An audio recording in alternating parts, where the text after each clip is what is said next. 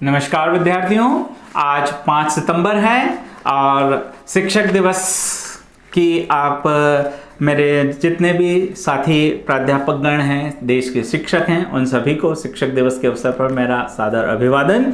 और विक्रम विश्वविद्यालय परिक्षेत्र के विद्यार्थियों के लिए आज से ओपन बुक परीक्षाएं प्रारंभ हो चुकी हैं और आज बीकॉम तृतीय वर्ष के प्रश्न पत्र विश्वविद्यालय की वेबसाइट्स पर अपलोड कर दिए गए हैं। साथ ही साथ विद्यार्थियों द्वारा SIS स्टूडेंट इंफॉर्मेशन सिस्टम में जो रजिस्ट्रेशन किया गया था उसके द्वारा भी आप तक प्रश्न पत्र पहुंच चुका होगा। तो जैसा कि मैंने अपने पूर्व के वीडियो में आपको बताया था, वही चीज़ यहाँ पर भी निकल कर सामने आई है और वह यह है कि आपको प्रत्येक प्रश्न पत्र के लिए पृथक पृथक उत्तर पुस्तिकाओं का उपयोग करना है। आप देखिए, मेरे पास बीकॉम तृतीय वर्ष का इकोनॉमिक्स का, तो इकोनॉमिक्स ग्रुप 3 है ना, बीकॉम फाइनल का मेरे पास पेपर है। मैं आपको सामने करके ऐसे दिखा रहा हूँ, आप ये देखिए, ये बीकॉम थर्ड ईयर लिखा हुआ है, इकोनॉमिक्स ग्रुप C लिखा हुआ है, उसके नीचे E है ना, कोड लिखा हुआ है। तो इस प्रकार से आप देख सकते हैं, आपको कोड के लिए अलग से भटकने की जरूरत नहीं है, उसी में प्रश्न पत्र में लिखा हुआ है E6151। विषय का नाम जो आपको एंट्री करना है, इस प्रकार का जो मैंने पेज बताया था, फ्रंट पर जो पेज चिपकाना है आपको, तो इस फ्रंट पेज पर जो आपको एंट्री करना है, तो वहां पर विषय के नाम में आप क्या लिखेंगे, इकोनॉमिक्स ग्रुप 3C। और प्रश्न पत्र, तो प्रश्न पत्र का नाम है ई कॉमर्स एवं विपणन। आप देखिए, ये यहाँ लिखा हुआ ई कॉमर्स एवं विपणन, इसका मतलब ये हुआ कि जो प्रश्न पत्र का शीर्षक है वहां आपको क्या लिखना है, ई कॉमर्स एवं विपणन। और इंग्लिश मीडियम अगर है तो आप लिख सकते हैं ई कॉमर्स एंड मार्केटिंग, चाहे रेगुलर हो चाहे प्राइवेट। आपको देखो यह स्पष्ट लिखा हुआ है, रेगुलर और प्राइवेट दोनों के लिए, तो अब आपको किसी से बार बार पूछने की आवश्यकता नहीं है। और इसमें आपको कुल 5 प्रश्न दिए हैं और सभी प्रश्नों के उत्तर अनिवार्य हैं और अधिकतम 800 शब्दों में दें। आप देखिए यहां पर लिखा हुआ है अधिकतम 800 शब्दों में आपको इनके आंसर्स लिखना है। सभी प्रश्न अनिवार्य है। साथ ही साथ आप देखें, ऊपर ही ऊपर सबसे ऊपर लिखा हुआ है प्रत्येक खंड की पृथक पृथक उत्तर पुस्तिका उपयोग करना है। यानी ये आपका इकोनॉमिक्स का जो पहला पेपर है, e marketing, e commerce and marketing, और अब आप देखें ये दूसरा पेपर है E6160। इसमें भी आप देखें यहां पर ऊपर ही ऊपर लिखा हुआ है पृथक दें, और इसमें भी 5 प्रश्न हैं। तो इस प्रकार से आपके पास जितने भी पेपर्स होंगे उसमें आपको शब्द सीमा दी गई है और लगभग सभी में शब्द सीमा अधिकतम 800 दी गई है। यानी आपको अधिकतम 800 शब्दों का उपयोग करना है। लेकिन कुछ अन्य विषयों में हो सकता है आपको ऐसी शब्द सीमा न दी जाए। उदाहरण के तौर पर मेरे पास एक BBA third year finance group 3B का पेपर है ना, उसमें भी 800 शब्द ही लिखे हैं, है ना। फिर मेरे पास BCA का पेपर है, उसमें भी 800 शब्द लिखे हैं। यानी लगभग अभी तक मेरे पास जितने भी पेपर मैं देख रहा हूं सभी में ये शब्द सीमा आपको दी गई है कि आपको अधिकतम 800 शब्दों में ही आंसर लिखना है। इसका मतलब है इससे कम हो सकते हैं लेकिन इससे ज्यादा नहीं होना चाहिए। और आपको जो अधिकतम कॉपी में जो पृष्ठ रखना है वो कितने रखना है, 16 पृष्ठ। मेरे पास दूर दराज के क्षेत्रों से, नीमच से, शाहजहांपुर से, झाबुआ से, इंदौर से, जबलपुर से, रीवा, ग्वालियर साइड से भी विद्यार्थियों के फोन आ रहे हैं कि सर हमको 16 पेज से ज़्यादा होंगे तो क्या होगा और 16 से कम होंगे तो क्या होंगे। तो ध्यान रखें, अधिकतम का अर्थ है कि आपको 16 से अधिक पृष्ठ का कतई उपयोग नहीं करना है, लेकिन 16 से कम पृष्ठ का अगर है तो आपको डरने या घबराने की कोई आवश्यकता नहीं है। अब बात आती है कि हम 16 पृष्ठ की कॉपी कैसे बनाएं। तो मार्केट में आपको ऐसे A4 साइज का पेपर मिलता है। आप इस प्रकार के A4 साइज के पृष्ठ ले सकते हैं। यदि आप पृष्ठ के दोनों तरफ लिख रहे हैं, है ना, आपने इस साइड भी लिखा है और पृष्ठ के दूसरी साइड भी लिखा है, तो ये कितने पृष्ठ हो गए आपके, 2 पृष्ठ हो गए। तो इस प्रकार के 8 लेंगे तो कितने हो जाएंगे, 8 दूना 16। इसका मतलब है 8 दूना 16 और 16 है कम 16। अगर आप वन साइड लिख रहे हैं तो 16 × 1 = 16, 16 × 1 = 16। तो इस प्रकार से आपके 16 पृष्ठ हो गए। अगर आप पृष्ठ के दोनों तरफ लिख रहे हैं तो इसका मतलब हो गया आपका 8 × 2 = 16, 8 दूना 16। तो ये आपको इस तरह से लिखना है। अब अगर आप ऐसे A4 के बिना लाइनिंग के पेज लेंगे तो आपको लिखने में दिक्कत हो सकती है, आपकी लाइन सीधी न जाए, आपकी लिखावट सही ना आए। तो ऐसी स्थिति में मार्केट में इस प्रकार के पेज भी मिलते हैं। आप देखिए मेरे पास ये पेज है, मार्केट से मैं स्पेशली लेकर आया हूँ। मार्केट में लूज पेज, A4 साइज के रूल्ड पेज हम इनको कहते हैं। लाइन भी डली हुई है इसमें, साइड में आप देखो पैराग्राफ के हिसाब से लाइनिंग डली हुई है। ये इसका एक साइड है और ये आप देखो इसका ये दूसरा साइड, में दोनों साइड आपको दिखा रहा हूं। तो आप इस प्रकार के पेज का इस्तेमाल कर सकते हैं। मार्केट में ऐसे पेज भी मिलते हैं जिसमें एक साइड लाइन होती है, एक साइड प्लेन होता है। तो ऐसे आप 16 पेज ले लीजिए, ऐसे आप 8 पेज ले लीजिए। लेकिन मैं आपको सबसे सही सलाह दूंगा कि आप मार्केट में इस प्रकार का एक रजिस्टर मिलता है ना, A4 साइज का। आप देखो, आप मेरा जो वीडियो देख रहे हो वो YouTube पर देख रहे हो और ये YouTube के मालिक हैं मार्क जुकरबर्ग, फेसबुक YouTube के मालिक है ना। तो यहाँ पर आप देखिए ये रजिस्टर के ऊपर लिखा हुआ क्लियरली A4 है ना। ये मेरे पास जो रजिस्टर है, मैं कोई किसी कंपनी का प्रचार नहीं कर रहा हूँ, ये ऋषभ इंडस्ट्रीज का है। और आप देखिए यहाँ पर 65 रुपये लिखा हुआ है। लेकिन मुझे मार्केट में दुकानदार से जब मैंने मोल भाव किया तो वो मुझे 50 रुपये में देने को तैयार हो गया। तो दुकानदार भाइयों, मेरा आपसे हाथ जोड़ के अनुरोध है, मैं आपके व्यापार व्यवसाय के ऊपर कोई टिप्पणी नहीं कर रहा हूं। आपको जितने में बेचना है आप बेचिए, मैं जस्ट विद्यार्थियों की सुविधा के लिए कह रहा हूं। आप 50 के 55 लीजिए, 60 लीजिए, 65 लीजिए, मुझे उससे कोई मैटर नहीं करता। मैं केवल विद्यार्थियों को बता रहा हूं कि इस तरीके से 50 रुपए का रजिस्टर अगर आप लाएंगे आपकी सारी परीक्षाएं उसमें निपट जाएंगी और आपके पेज बच जाएंगे। आप क्या करें, ऐसा रजिस्टर लिया, उसमें से बीच में से इस प्रकार से है ना, 1, फिर ये 2, फिर ये 3 और ये 4। आप देखें 1, 2, 3 और ये 4, ये 4 पृष्ठ है। ध्यान रखें मैं बहुत सादा सिंपल व्यक्ति हूँ, बिल्कुल सीधी सादी भाषा में बात करता हूँ।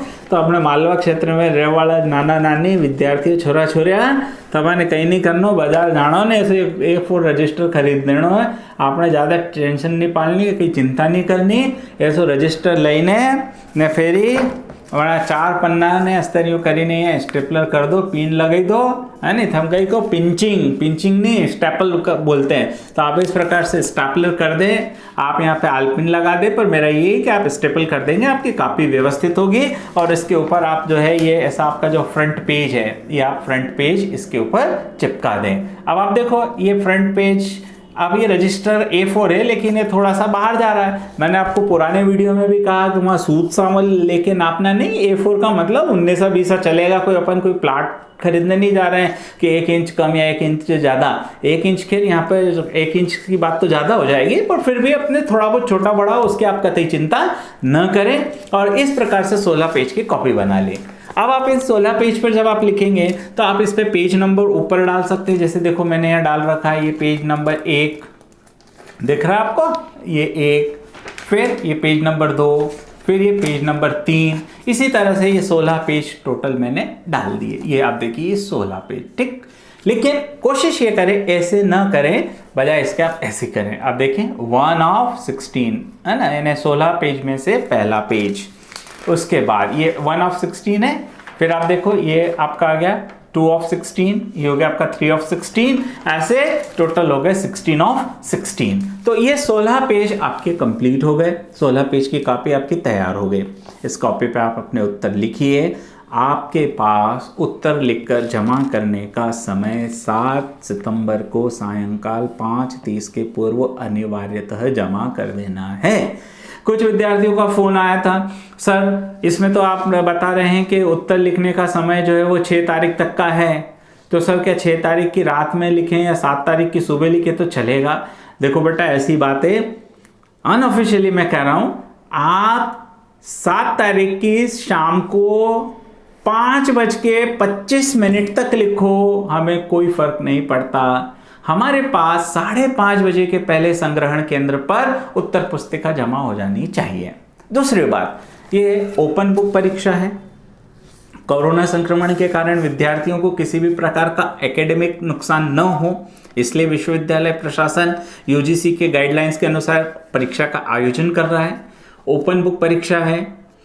आपके पास घर पे जितने साधन उपलब्ध हो आप उनका भी उपयोग करें। किताब खोल कर लिखें, वेबसाइट से गूगल करके लिखें, फ्रेंड से पूछ कर लिखें, कैसे भी लिखें, लेकिन होना चाहिए स्वयं की हस्तलिखित, यानी स्वयं की लिपि में आपको लिखना है। दूसरी चीज़, ये उत्तर लिखने के लिए कुछ विद्यार्थियों की बहुत, देखो विद्यार्थी मन ऐसा होता है कि हम भी जब विद्यार्थी थे तो बहुत छोटी छोटी चीज़ों को लेकर असहज हो जाते हैं, है ना। तो प्रश्न उठता है, अरे सर एग्जाम हॉल में तो हम क्या करते हैं, लगातार 3 घंटे में बैठ के ही लिखते हैं, है ना।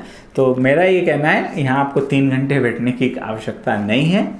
आप 1 घंटा बैठ के 2 प्रश्न का उत्तर लिखे, फिर थोड़ा बहुत घूमने फिरने चले गए। खैर घूमना फिरना तो अभी वैसे ही कोरोना के कारण प्रभावित है, पर मान लिया आप छत पे टहलने चले गए, कोई टीवी सीरियल देख लिया, कुछ और काम में जुड़ गए, फिर आपका मन हुआ फिर 2 प्रश्न के उत्तर लिख लिए, फिर 3 प्रश्न के उत्तर, आने आपकी जैसी इच्छा पड़े वैसे लिखिए। कुल मिलाकर 7 तारीख तक सारे प्रश्नों के उत्तर लिख लिए होने चाहिए।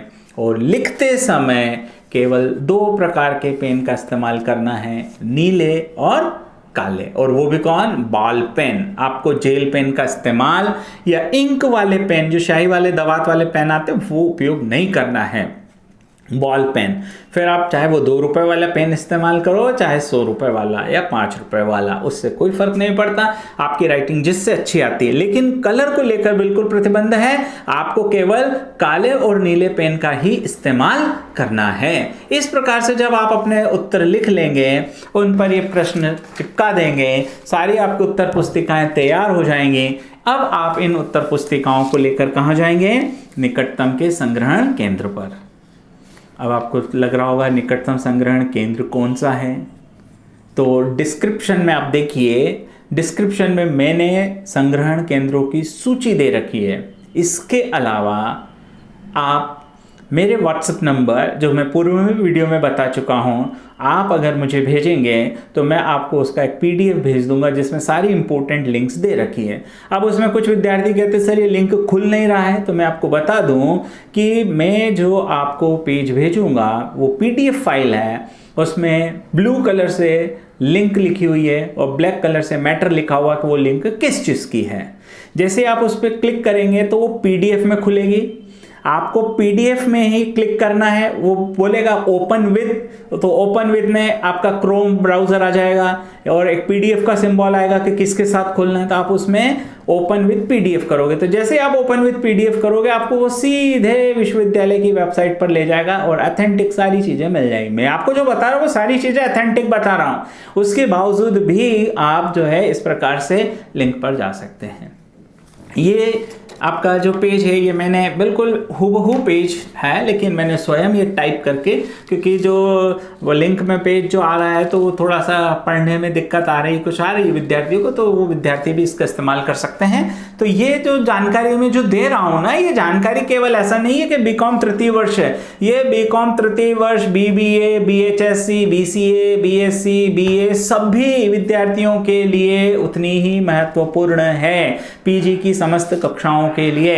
साथ ही साथ मैं आपको अगले वीडियो में एक और जानकारी देने वाला हूं कि 1, 3, 5 पहले 2, 4, 6 2, 4, 6 सेमेस्टर के विद्यार्थियों के परीक्षा फॉर्म भरे जा चुके थे, 1, 3, 5 के फॉर्म नहीं भरे थे, उसके लिए मैं एक अलग से वीडियो बना रहा हूं जो बहुत जल्दी आपको अपलोड कर दूंगा, तो उसमें आपको और भी जानकारी मिल जाएगी।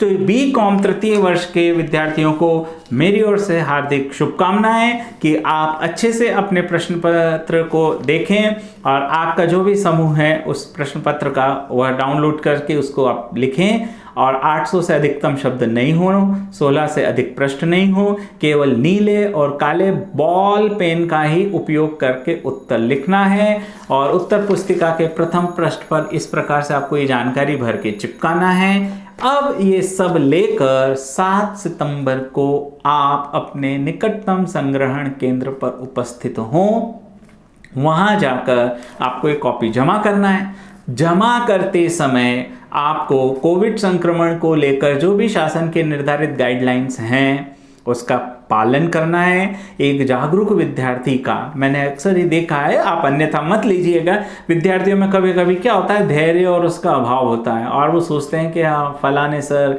फला मैडम हमारी पहचान की हैं तो हम ऐसे ही कॉपी जमा करा देंगे, कर देंगे। बिल्कुल नहीं, आप बिल्कुल व्यवस्थित तरीके से लाइन में आएँ। जो भी संग्रहण केंद्र है वहाँ पर आपको गोले या आपके क्रॉस के निशान खड़े रहने के लिए बनाए गए हैं, बैरिकेड्स लगाए गए हैं, आपकी प्रॉपर थर्मल गन से चेकिंग टेम्परेचर्स की जाएगी, आपके प्रॉपरली हाथ सैनिटाइज किए जाएंगे, आप अपने मुंह पर मास्क लगा कर आएँ और विश्वविद्यालय प्रशासन को, महाविद्यालय प्रशासन को, संग्रहण केंद्र के प्रशासन को अपना पूर्ण सहयोग प्रदान करें ताकि हम इन उत्तर पुस्तिकाओं का संग्रह अच्छे तरीके से कर सकें और आपको किसी प्रकार की कोई परेशानी न हो। अपने साथ में ध्यान से सुने, प्रत्येक विद्यार्थी को अपने साथ प्रवेश पत्र की 2 फोटोकॉपी लेकर आना है। अब आप सोच रहे होंगे इन 2 फोटोकॉपी का हम क्या करेंगे? 2 फोटोकॉपी में से 1 फोटोकॉपी संग्रहण केंद्र के पास रिकॉर्ड में रखी जाएगी और 1 फोटोकॉपी पर आपको प्राप्ति दी जाएगी कि आपने 2 उत्तर पुस्तिकाएं, 3 उत्तर पुस्तिकाएं, जितनी उत्तर पुस्तिकाएं आपने जमा की हैं। ध्यान रखें, अगर आप कम या ज़्यादा उत्तर पुस्तिकाएं जमा करते हैं उसके लिए संग्रहण केंद्र कतई जिम्मेदार नहीं होगा। ये जागरूकता का परिचय आपको देना है। आप स्नातक अंतिम वर्ष के विद्यार्थी हैं, देश का भविष्य, 21 वर्ष की आयु लगभग आप सभी पूर्ण कर चुके हैं।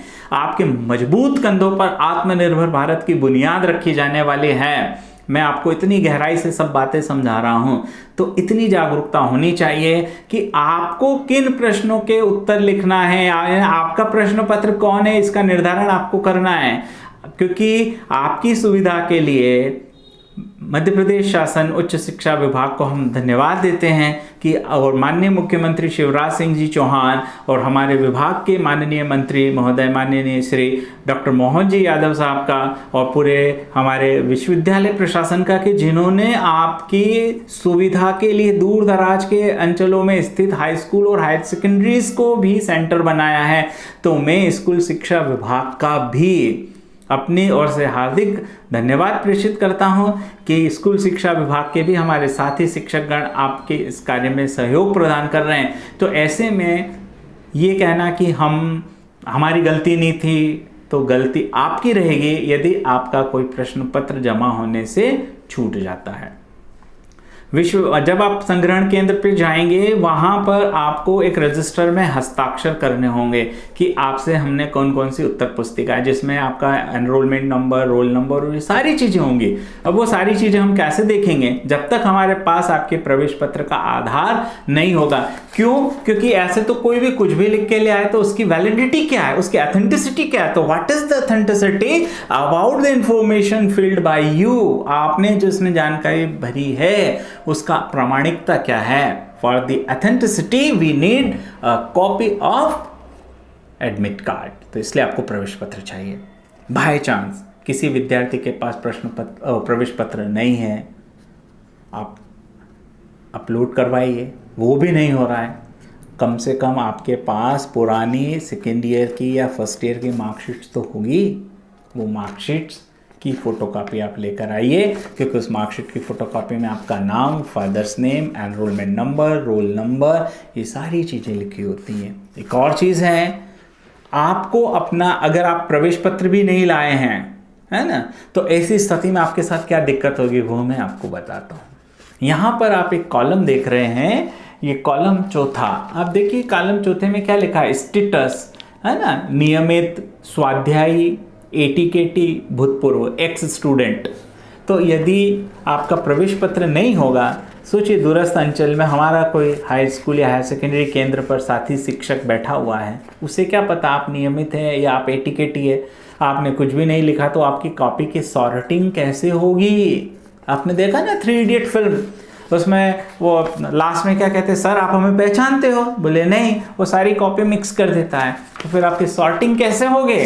और जब सॉर्टिंग नहीं होगी और विश्वविद्यालय के पास आपका डेटा नहीं जाएगा या गलत डेटा चला जाएगा तो फिर परेशानी किसको होगी, आपको होगी ना। तो थोड़ा सा समझदारी का परिचय दीजिए। महाविद्यालय प्रशासन के साथ में, विश्वविद्यालय प्रशासन के साथ में और संग्रहण केंद्र के प्रशासन के साथ में सहयोग करें।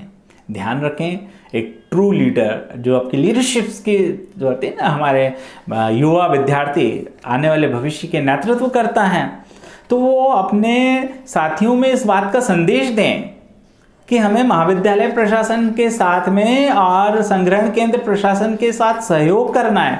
और सहयोग करने का यह अर्थ कदापि नहीं कि वहाँ अनावश्यक आप भीड़ लगाएं, क्योंकि वहाँ पर कोविड संक्रमण के कारण हम विद्यार्थियों को प्रवेश केवल उसी स्थिति में देंगे जो कॉपी जमा करने जा रहा है।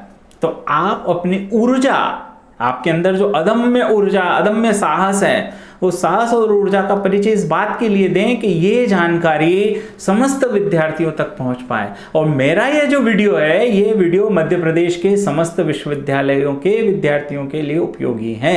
हालांकि इसमें मैंने जो बीकॉम थर्ड ईयर की बात जो की है, या जो डिस्क्रिप्शंस में जो लिंक दी है, वो विक्रम विश्वविद्यालय की है, लेकिन मैं जो बातें बता रहा हूँ, उत्तर कैसे लिखना है, क्या करना है, ये जानकारी मध्य प्रदेश के समस्त विश्वविद्यालय के समस्त विद्यार्थियों के लिए उपयोगी है। अगले वीडियो में मैं स्नातकोत्तर सेकेंड सेमेस्टर और स्नातक प्रथम वर्ष, स्नातक द्वितीय वर्ष के जो प्राइवेट स्टूडेंट्स हैं उनके बारे में बात करूंगा। और पूर्व में जिनको ATKT प्राप्त हुई, फिर चाहे वो पहले सेमेस्टर के हों, तीसरे के हों, पाँचवें के हों, या दूसरे चौथे छठे के हों, उनके बारे में बात करूंगा। तो एक जानकारी जरूर मैं इस वीडियो में देना चाहूँगा कि जिन भी विद्यार्थियों को पूर्व में BA, BSc, BCom, BHSC, BCA 1, 3, 5, 1, 3, 5 odd number वाले जो सेमेस्टर्स होते हैं, उनमें अगर ATKT आई है तो उनके लिए विश्वविद्यालय प्रशासन ने लिंक खोल दी है। वह 14 तारीख के पूर्व अपने परीक्षा फॉर्म जमा कर लें, अन्यथा वो परीक्षा से वंचित रह जाएंगे, क्योंकि उनकी भी परीक्षाएं जो हैं 15 से 21 सितंबर के बीच में आयोजित होगी और 14 सितंबर उसके लिए अंतिम दिनांक विश्वविद्यालय प्रशासन ने घोषित की है। तो आप कोशिश करें कि उसके पूर्व अपना फॉर्म भर दें। समस्त विद्यार्थियों को पुनः मेरी ओर से शुभकामनाएं कि आप अपने उत्तर अच्छे से लिखें। धन्यवाद।